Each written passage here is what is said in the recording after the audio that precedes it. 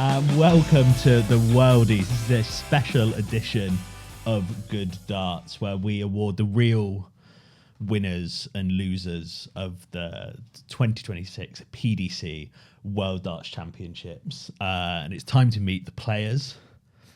Like that? Yeah. I'm Harry Pugh. All right. And to my left, he's a 2019 Leicester Mercury Comedian of the Year nominee. A 2015 So You Think You're Funny semi-finalist. The 5 times winner of the Gong Show at Grizzly Mike's Newton Abbott Comedy Fuck Cut. And the reigning champion of Barnacle Comedy's Best Chinese Accent Award. It's Jeremy the Jab Flynn. Thanks, Harry. How are you, Jez? Good. Thanks. I'm very good. Do you like that? Do you like the nickname The Jab? Yeah, I like the jab. I can take that. It's yeah, better than the other nicknames that have been suggested. Yeah. For nonce. My friend Josh said I should be called the Cuck as well. That's good. It's all very topical. It's so long as it's insulting. I think that's the. Yeah. Well, you don't. I didn't want to build your ego. Nice to get the comedy award mentions in there as well. Both nominees. You're semi-finalist and nominee. Yes. No rosettes on the posters just yet. No. I did have a look. I spent this morning Googling you. Oh, yeah. Funny bones, says the Bristol Post. They never actually said that quote. I just made that up because I don't even think there's a thing called Bristol Post anymore. So do you know what? It was sort of taken from like a few, like. The Bristol Live. Yeah. And I just thought I needed a quote. In your early days, you need a quote. So I just made one up. Yeah. Yeah, that was always a struggle when I was gigging. So. Yeah. No one's ever reviewed me or said anything positive about my comedy. So. Yeah, well, I did text Jack, who, if anyone's listening who doesn't know, our friend, local comedian Jack Davey, to find out what Tom Rosenthal said about you. When he slagged me When he slagged you off live on Leicester Radio. Yeah. Said I was shit, I think. Yeah, writing, tight writing, concise writing was not your strong point, was apparently what he said. Everyone's a critic. Everyone's a critic. Where's he now? Yeah, exactly. Tom, if you're listening, please come on the pod. He might be into darts. Very good golfer, apparently. Really? Yeah. Couldn't give a shit. Says a lot. Yeah. Make up your own mind about that. So where are we? We're coming.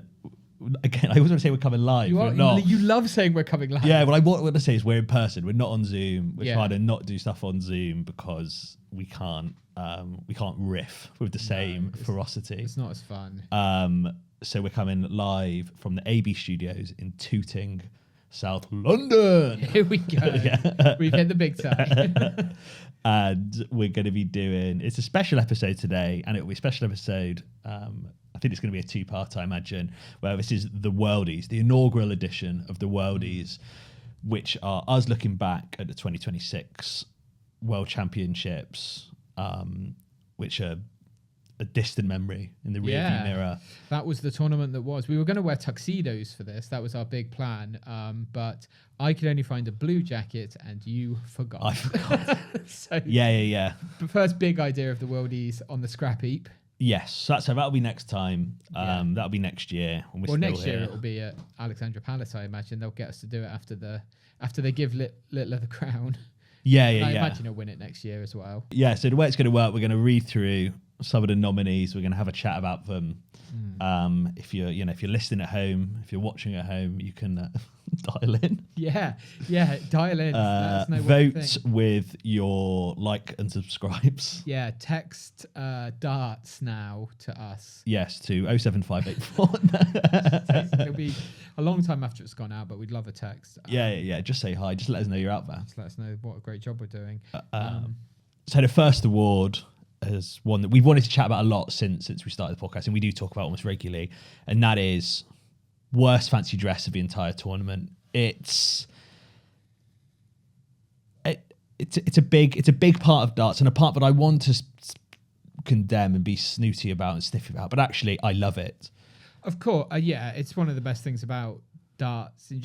I mean, it's such a funny thing that it's just every single person is in fancy dress, pretty much 90% of the crowd, and no theme, just any fancy dress you like.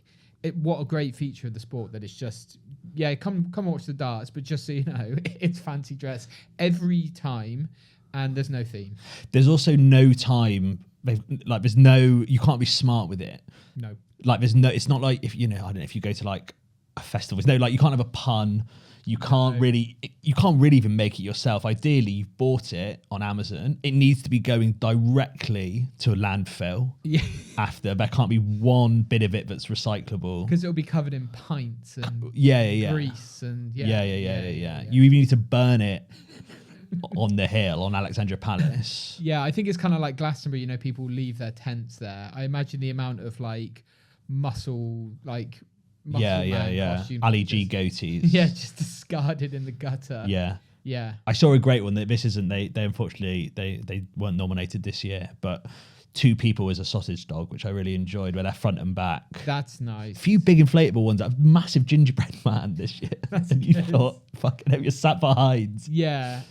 Obviously, there's inflatable ones are quite funny. Like you said, it's all quite the vibe is stag, but it's got real stag do. Yeah, go on Amazon.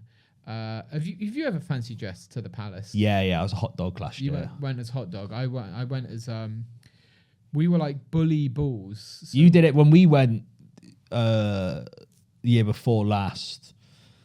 You were bully, but no one else was in fancy dress. Yeah, well, I bought the bulls. Me and two other mates, when we went a few years ago, I bought the bullseye shirt, and we had bull horns, and then white gloves for some. I think Bully the Bull does have white gloves. Yeah, he does. So I was quite happy as a.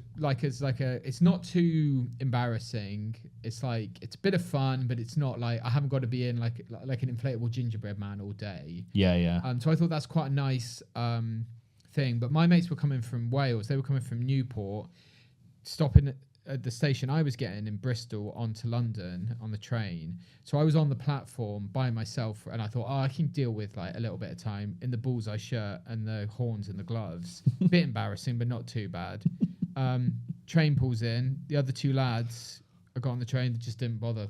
They didn't bother with it. So for the entire day, we were drinking in pubs in London. No, this is I was there. Yeah. It was later on. It was earlier day. Yeah. But as far as I was aware, everyone was going full bullseye.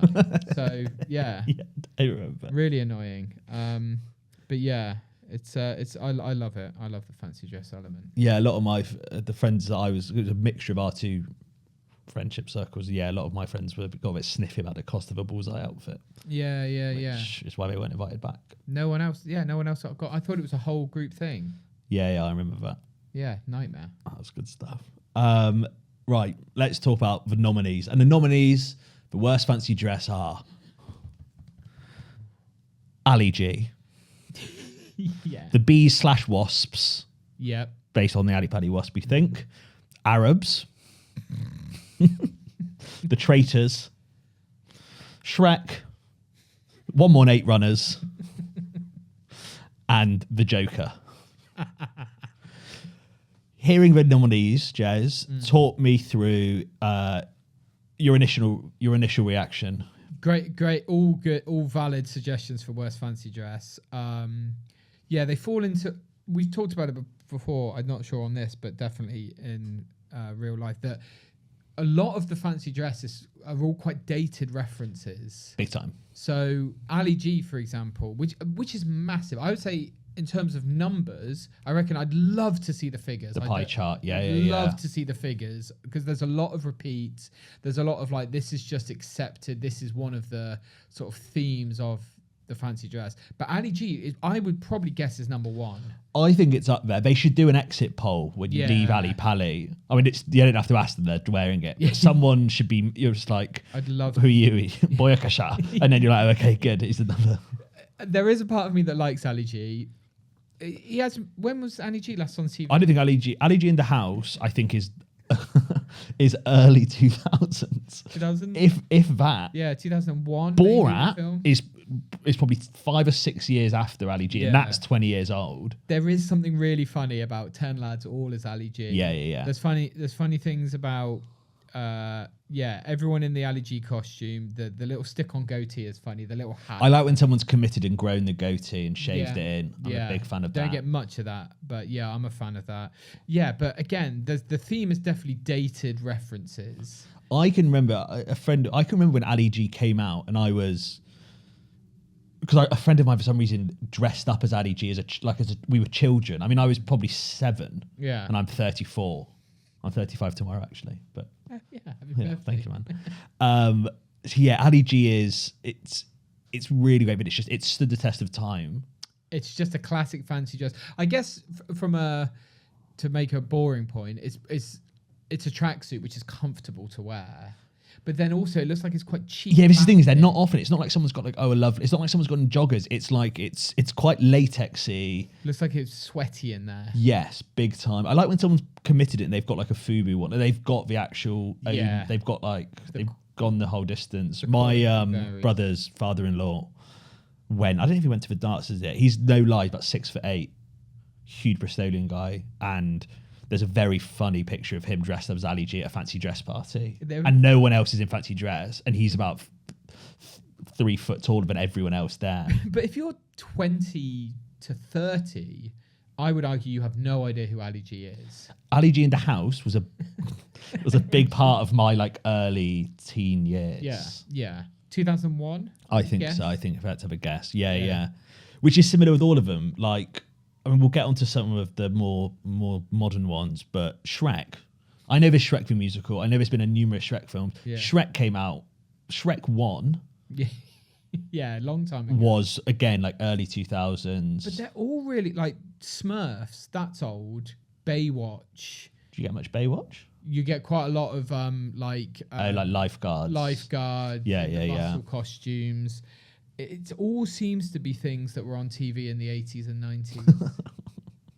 We said things. So The Traitors is a new nominee this year, new edition. I would argue it's too modern. Actually, weirdly, like it's nice to see someone trying to update it, but I don't like it. I don't like Squid Games. No, actually, you're right. The cutoff is 2006. Yeah, you're right. Actually, I'd say in ones that I like the least, it would be modern take Squid Game and Traitors. I've never seen Traitors, but I know that there's a hood element. I don't like that. I don't like Jokers either. No, well, as you know, like people who are into that is a red flag anyway. The Joker, it's huge incel energy. I know you're a big fan. You were trying to get me to do the Arabs with the tea towel on the head, and I said I don't think that's really acceptable. But you said no, it's fine. Arabs is so funny. It's really, it's.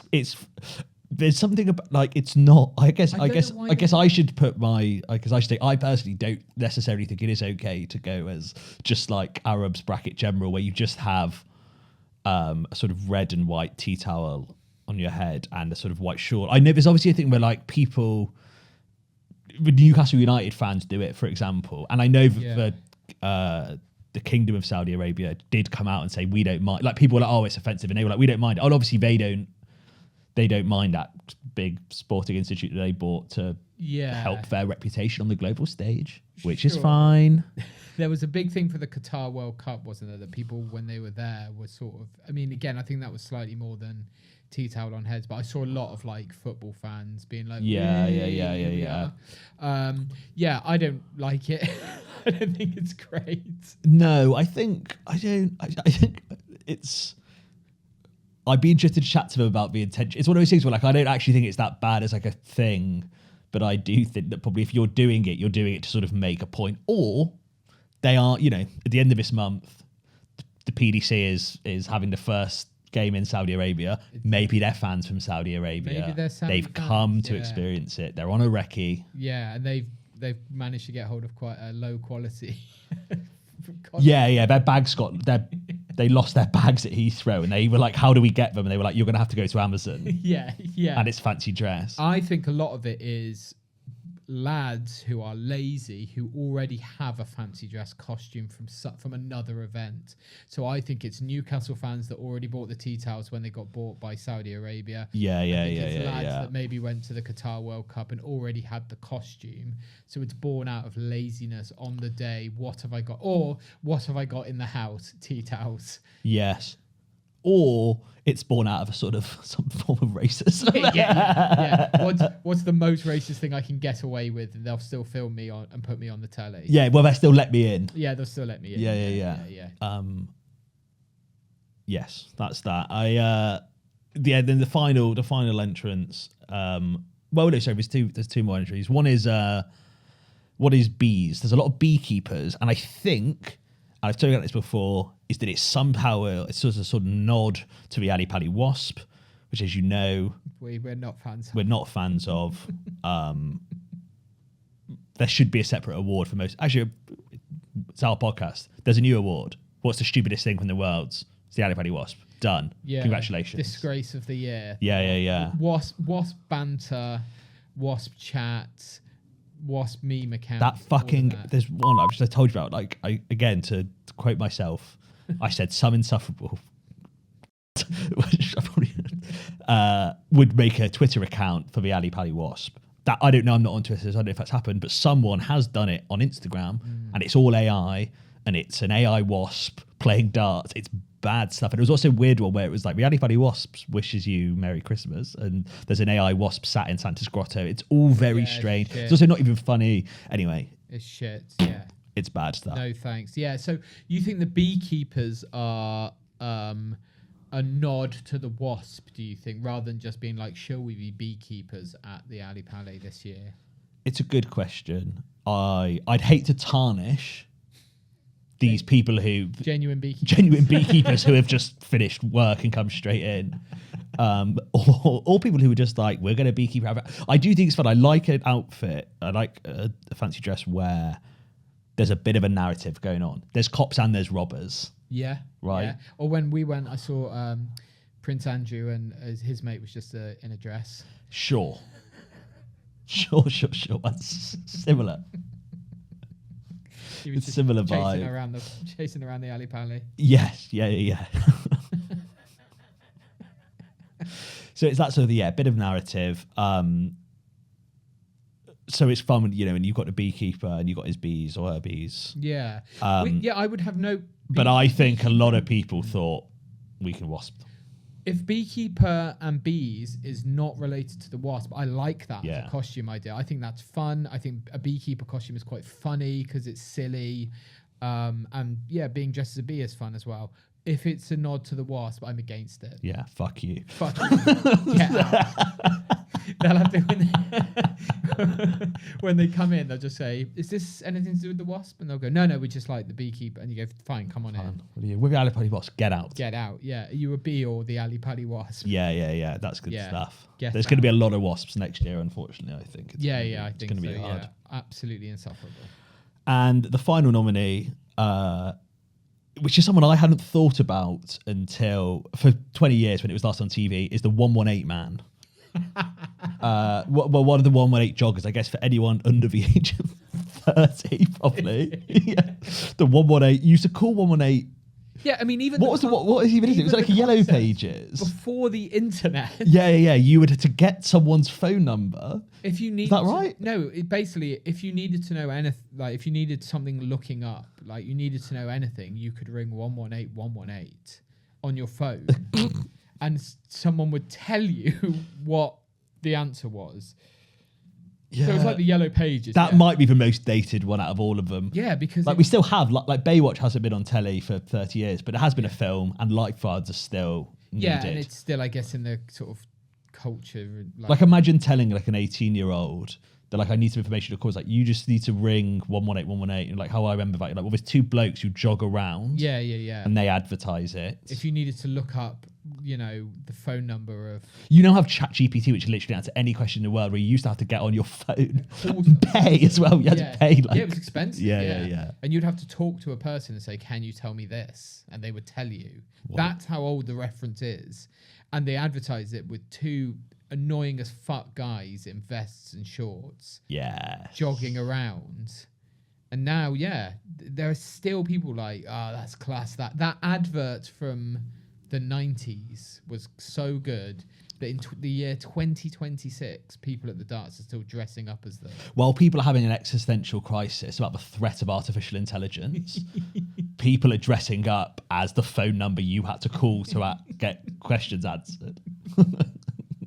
What a world. People are dating. I was reading an article. People are dating AI girlfriends, Yeah. and some people. This is why darts is the greatest sport on earth. Because we're in a world where I read an article today about a man who was considering he wanted to adopt him. He wanted him and his AI girlfriend to adopt a real life child, and he was discussing the intricacies of how he would explain to his kid that his mum was an AI. Wow. And for school, they'd be like, "Oh, why? Where's your mum?" And it's his fucking dad's iPhone. And then there's people in Alexandra Palace who are dressed as the joggers, which used to sell the phone number that you would use just to get bits of information, and you had to pay £3 for the privilege. Yeah. Insane. What a crossover that is. What a world. What a world we live in. Let me push you for your answer, Jazz. Who would you give the first? I guess it's a historic moment. It's the first ever Worldies. Who would you give it to? Oh my god, that's such. I really dislike. Can you read them again? Yes, it's tough, isn't it? Because with worst fancy dress is tough because there's actually a mix. Well, I really like Ali. There's something I still laugh when people say my wife in a Borat voice. It's really funny. I still like to see 10 lads dressed as Ali G. I would. Do you know what? I really like. You love it when someone goes, "Is it because I is white?" You love that. You're a big fan of that. Can you read them out again? Do the list because there was one that annoyed. Traitors. I think Traitors is the shittest. Yes. Modern stuff especially. I don't like modern elaborate Joker costumes because I think anything where you think you might actually look cool in it is a big no for me. And when someone's gone Heath Ledger Joker to sort of quite high quality, I absolutely detest too soon. that. Yeah, exactly. Why so serious? All of that. Yeah, I hate all of that. Yeah. But I would say I think Traitors. But I've never seen Traitors. You're welcome, my wife, with open arms. But you draw the line at why so serious. Yeah, exactly. That's me. I would probably say modern, and I would say Traitors, mainly because I haven't seen it, but also I think it's too. It's not in the canon of darts. I don't think. Does that make sense? It does. I would agree. The worst one is the Traitors. Yeah. Sorry. Anyone listening who went Claudia. Traitor. Yeah. No, not sorry, Pam. No. Best one. It's won me over. It's the 118 guys. I've done a full 180 and I apologize. The Academy apologizes to all of the 118 They're bringing it back. joggers. Yeah. They're bringing it back. I'll be going next year as a 118 guy. Oh, That's nice. that. Oh. I'm going as the Yellow Pages next year. Yeah, I'm going as a threshing machine. Yeah. I really like anything. Any Austin Powers is really funny. Anything else about? I really like classic. Like I sometimes you see like someone dressed as like a burger and his wife's like dressed as like a packet of fries. Those are the ones that really make my heart sing. Like there's a lot of you'll see a lot of big groups of like Dutch guys or German guys dressed as pints of beer, which I think is like it's Route 1. Yeah, it's textbook. I'd like to see someone go as like a packet of fags or something. That'd be cool. Yeah, a lot of anything that's got funny little legs on it. So it Yeah. looks like the person is like riding a horse. Those are funny. Always good. For a while I got a bit obsessed. I think I used to send them to you of like stag fancy dresses, which look like quite normal fancy dress, but have like an artificial penis hidden somewhere. Well, it's not really hidden. It's No, one which just a plate, and it's the guy's t-shirt says like spaghetti and meatballs, and the meatballs are his balls, and then it's just a tick. I think you'll find he was holding a plate of spaghetti and meatballs with a big fake cock on it, and on his apron, the Italian restaurant he worked at was called Linguini's.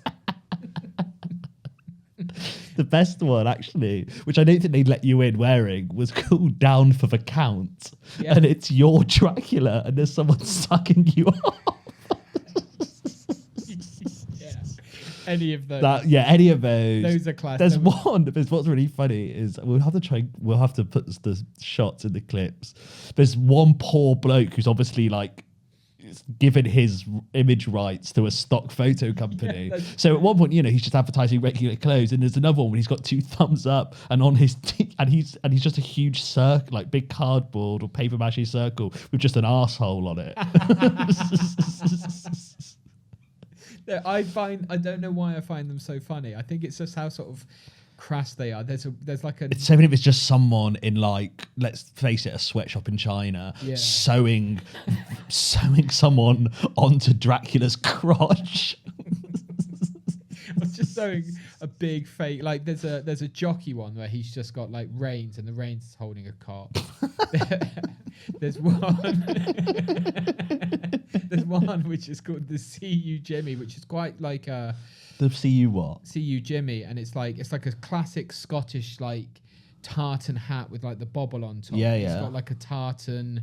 And it's just got sporran, and he's just pulling back the sporran. There's just a big fake, huge, cock comically big cock. Really, Yeah. really funny. Yeah, that's good. I'd be interested to know what the line is at where they wouldn't let you in. Yeah, I love them. So those are my favourites. Those are your favourites. That's a bonus award. That's for the Patreon. Yeah. Yeah. Okay, let's the next award. It's best walk on. The nominees are, we've got Nathan Aspinall with The Killers, Mr. Brightside. Brightside, great one. Stephen Bunting, Titanium, by David Guetta. David Guetta and Sia. Yeah. Willie O'Connor with Zombie by The Cranberries. Lovely. We've got the Japanese Stephen Bunting, who comes on to That's the Way, I Like It. Big crowd please. Really, really, really sensational. No, I won't be saying his real name. He will be the Japanese Stephen Bunting. We've got Wesley Plazier coming on to Angels by Robbie Williams. Sure. And Justin Hood, All the Small Things by Blink-182. Yeah. Here in that list, one, is there anyone you're upset didn't make the cut, didn't get a nominee this year? We were being lobbied pretty hard by the Japanese Stephen Bunting. It's tough, isn't it? Because you've got classics and like such a lot of new contenders. New acts. Yeah. Gary Anderson's House of Pain is always a personal favourite of mine. He doesn't come onto it anymore, but I think Shaggy Scott Williams used to come onto My Chemical Romance, which I used to really like. I'm Not Okay. Yeah, sensational. Which I thought was like, wow, that's so. And he's replaced it for some absolute fucking toss. Like shit one. I can't even know what it is now, but either. it's like a bad pop song. Yeah, and actually I would have put that would have made it onto my list of favourites. Yeah. He's lost me this year, actually, partly because I noticed that he's got a Joker tattoo on his arm, which we've discussed in previous episodes. Joker getting an absolute hammering this good, episode. it should. That film's fucking 20 years old. Like so. Also, he's a baddie. Have you not seen the film? He's he's a murderer. He's a terrorist. He's a domestic terrorist. He bombed a hospital. Famously. It's bad. He's a bad guy. Scott Williams actually in general on the no list. I think. Yeah, also done a lot of like the no look 180. Is if you do it once, it's great. Watching him do it in like floor matches where that you're like, who's it for? Just looking at like a wall of a convention centre. I remember Charlie Manby doing one and missing the third dart, which is really embarrassing. Yeah. Wesley Plazier missed one as well, straight into the 5. Like Ted Hankey, no score. Yeah, hit the ref. Yeah. But also, what a way to go. Catching a stray no-look 180. The no-look 180, they look. Yeah. They look, throw it, and then like look away. Yeah. So, they're looking. I can't remember. I can't remember if we were just chatting about this or it was. So apologies if it was on last week. Yeah, they do look. They look at the ball like a real no-look 180 through the legs, over your shoulder, like you're throwing some salt over for good luck. It's not no look if you look, throw, and then look away. Yeah, they've thrown it and then they really aggressively jerk their head away. They do it in football. They'll be like, it's a no look. You're like, he has looked. He's just turned his head after. It's like a really shit flourish. Yeah. I don't like the no look 180, but I'm sad about Scott Williams because I liked My Chemical Romance, so I'm sad that that's no longer an option. It's hard to look past the big two, I guess, are your Buntings and your Aspinalls. It's tough. They're the bookie's choice. They're the bookie's favourite. Yeah. There's been a lot of money put on them. I like to see a sort of a rockier song, so I've got a soft spot for All the Small Things. It's great. One, because it does exactly what it says on the tin. Justin Hood is small. Yeah, that's true. Yeah, and it's funny because it comes on. He looks at the camera. He does his tongue wag that You know I don't like, but you're a fan of. I like he it. also does his nipples sometimes. The little nipple tweak. Yeah, He's yeah, got a yeah. couple of catchphrase moves. Yeah. The tongue flick, the nipple. He does like a sort of weird grin as well. Yeah, and sometimes he just lifts his shirt up and shows his tummy as well. That's great. Yeah. He Always Thought These is nice. It's in a similar vein, I guess, to the My Chemical Romance. It's one for the. You just get a bit. It doesn't feel like a sort of punk pop crowd.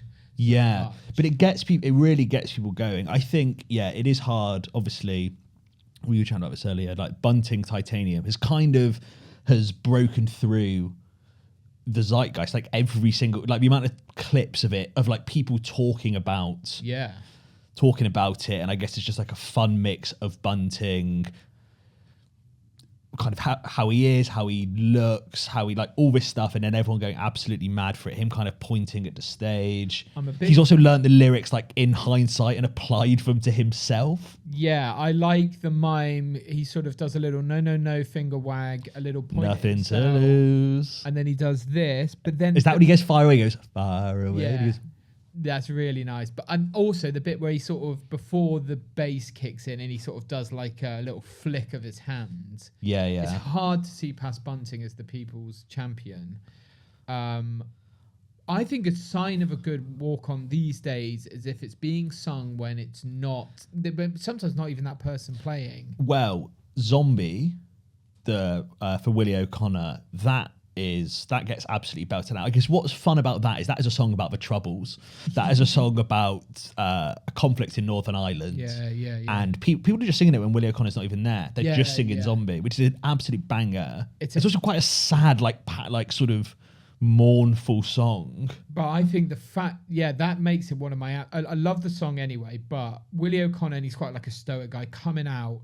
Zombie is like heavy as fuck. I think it's cool. It's a bit like in wrestling when the Undertaker comes out. It's got that like oh, it's like really heavy. And he's quite a serious player as well, Willie O'Connor. I think it's perfect. Yeah. Have you noticed as well this year that I'm certain they are. A lot of the fans have started singing Mambi about Charlie Mambi. That's good. It's like, and I think they're saying he's in your head. Mambi. That's nice. I didn't realise they were doing it. I thought they were just singing Zombie. No, I think really so. And if not, I've copyright Harry Pugh 2026. I like Angels. That was a big crowd. That's lovely because he's also pivoted. That's Wesley Plazier, friend of the pod. Yeah, we love Wesley. He's changed it. He used to have some terrible Dutch techno thing, like a lot of the European players do. Yeah, the Dutch. And he came to Angels, and that gets a ring around when he's not even on stage. Yeah, that was good. That was a smart bit of branding. I thought. I really loved them. I loved Angels. Such a smart move to bring that in, because the crowd. It's what you want is something that's fun for 2,000 men to sing. Well, I would say, and 40 to 50 women. Yeah, you're right. Yeah. So that was Mr. Brightside is it's Mr. Brightside. For me, I'm sort of the opinion that I find Mr. Brightside a bit too on the nose for my liking. I'm not crazy. You think it's mainstream? I'm not crazy about it as a song, obviously. Oh, I actually do like Mr. Brightside. Yeah, I'm not crazy about it, and it reminds me of like indie uni nights. Yeah, that's why I like it. Yeah. I'm not crazy about it. I mean, I love Aspinall as a guy, and I love him like coming out and giving it the big un and like dictating the singing, and then he does a bit of the Bunting. He points at himself and claims that he's Mr. Brightside. Yes, which I like. I like that when he does Mr. Brightside, he's very badly cut it at the beginning. So when John McDonald or whoever is doing his, is introducing him, "Lose Yourself" by Eminem is playing. Oh, really? It's like boom, boom.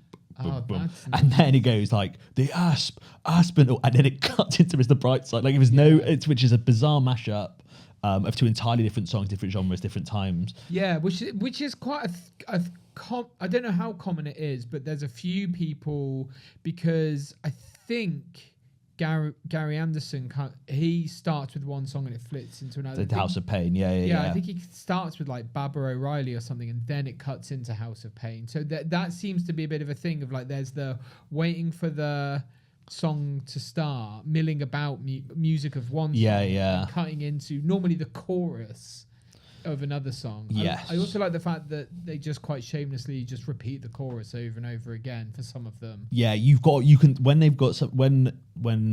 the Dutch guys primarily are like pumping their like horrible like happy hardcore, that's on for as little time as everyone like they turn that off. Yeah. They'll give like they'll let Aspinall do Mr. Brightside. Yeah. They'll give him 6-7 choruses. Yeah. Like I like that. It's off when he decides it's off. Yeah, I like the fact that they just every now and then they just go, fuck, I should do it again. Have another Brightside chorus. Yeah. It's tough, I think, when if you're the opposition and you've got to sit there while they just absolutely I would be really annoyed belt it out. I would be really annoyed if they played their chorus again at the start just because it's a crowd pleaser. Yeah. All right, who's your winner, Jez? Who are you putting forward? I am gonna go for. I think I'm gonna go Zombie. You know. I think I'm gonna go Zombie. I'm glad we're on the same page. I think that feels like this isn't the Brits. These are the Mercury Awards. Yeah. And Willie O'Connor's won it with Zombie. Yeah. With that incredibly popular hit. Yeah. Zombie. Yeah. I think Linger would also make a good one as well. Imagine that. That would be a good one because that's fun to sing. Imagine if I don't know how popular it is amongst other people, but like that would be a fun one to sing in the Palace. But yeah. Sunday Bloody Sunday you could do. Any other song about the Troubles would be good. Yeah. For me, there's a clear winner and it's Willie O'Connor. Yeah. That's fair. Willie O'Connor, congratulations, mate. That's you. On your first Worldie, but not your last. Absolutely not. Now, the inverse, the award nobody wants to win. Uh-oh, the Razzie. No, we can't. Worst human being. Yeah. Ugliest mum. I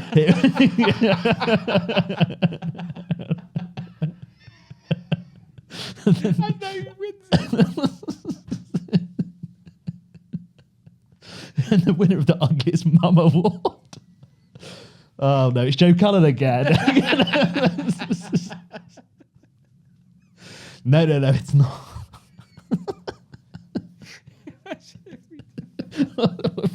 If we got all the dart players' mums up on screen, Rank them. we'd have to do Ugliest Dads for balance as well. Of course, Yeah. Sexist. Yeah. Also, I think I reckon I could have a go at just. I reckon if you got all of the like PDC's mums up, I could tell you who was, because I imagine they all look exactly like their sons. 100%. I know that a lot of the mums by sight. Yeah. Yeah, I could tell you. Anyway, it's not the Ugliest Mum Award. That's for that's for the Patreon. Yeah, that's definitely for the Patreon. Yeah. It's just people we know as well. It's not even darts players. Yeah. Just in general. Just a selection of horrible looking mothers. No, it's the worst walk on. Worst walk on. lot of contenders for this. There's some absolute stinkers out there. Yeah. Harry, who are the nominees? The nominees are we've got the Ober Genius. It's Dirk van Dijvenbode. Yeah.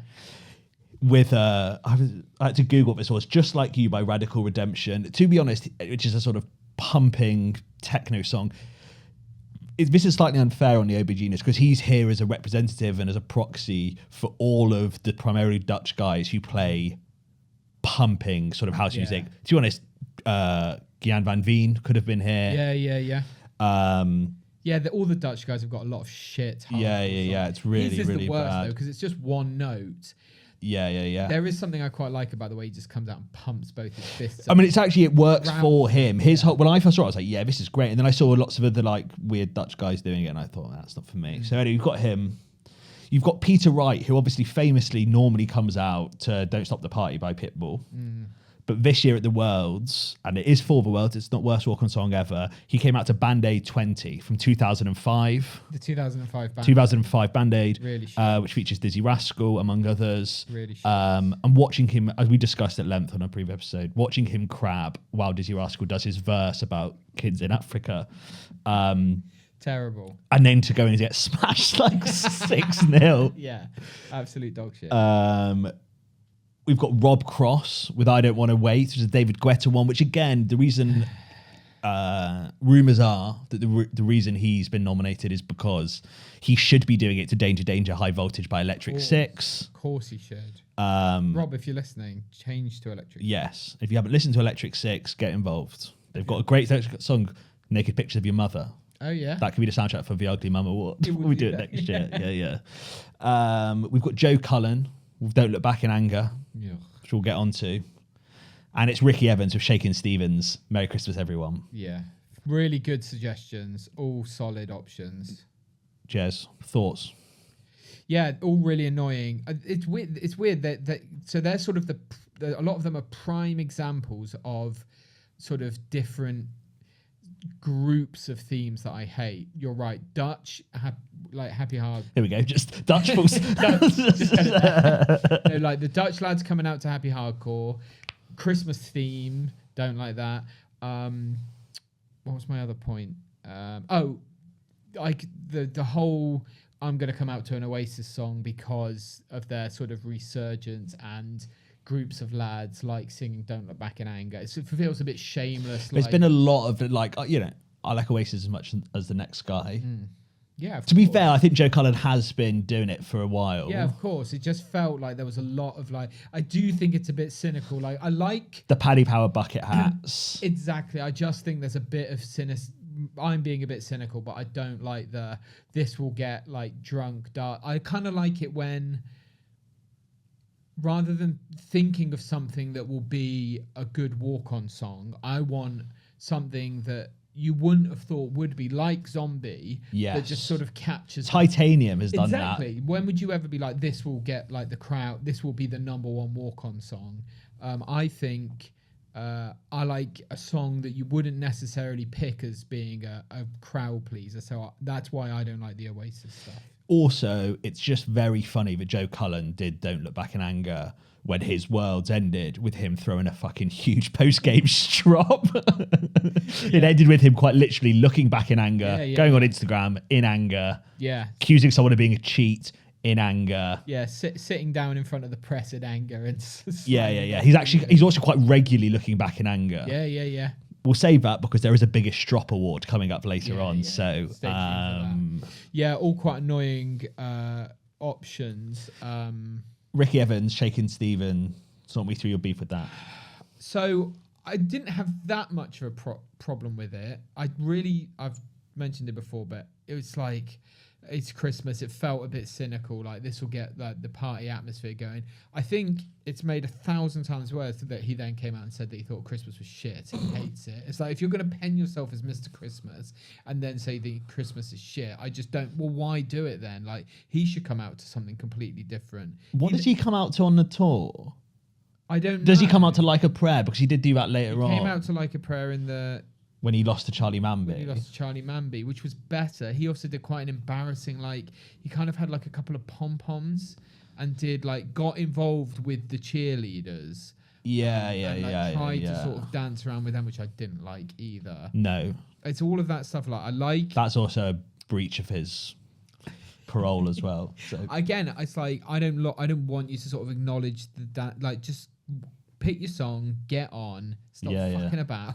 Yeah. I don't like the Shakin' Stevens thing at all. I don't really like it as a Christmas song either. But no, I think for me it's impossible really to look past Peter Wright, Band-Aid 20. It's such a wild choice. It's so funny. I just think it's Band-Aid. The first Band-Aid is a good song, but it also is a song about, kids starving Yeah, in Africa. Yeah. It's also a song that I think now people broadly, even though people are catchy, people are like, oh, it's a bit naive, really. It's a bit sort of patronising. I think he's gone for the classic. He can picture 3,000 people giving it the feed the. Well, I think that's I think that's what he's done there. He's gone. I think he's fired up the wrong one on a playlist. 100%. He's typed in Band-Aid. Yeah. He's got the top Spotify one. Hasn't looked that it's 2005. Yeah. It's he wants Midjaw. He's got McFly. Yeah, exactly.